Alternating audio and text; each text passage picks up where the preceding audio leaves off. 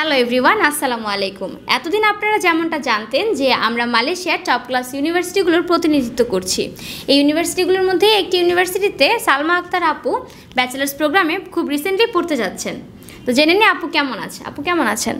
আছি আলহামদুলিল্লাহ, ভালো। তা আপু তো হচ্ছে আমাদের মধ্যে মালয়েশিয়াতে স্টুডেন্ট ভিসাতে যাচ্ছেন, তাই না? জি। তা আপনার অনুভূতিটা কি, এখন কেমন লাগতেছে? আলহামদুলিল্লাহ, ভালো লাগতেছে। আচ্ছা, কোন প্রোগ্রামে যাচ্ছেন আপনি?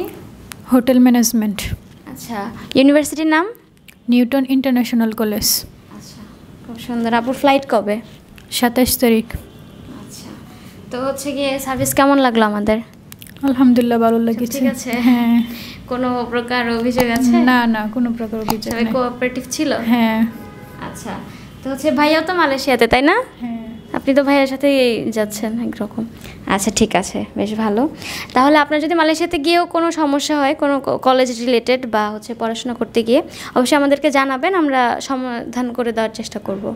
ঠিক আছে? ওকে, ঠিক আছে।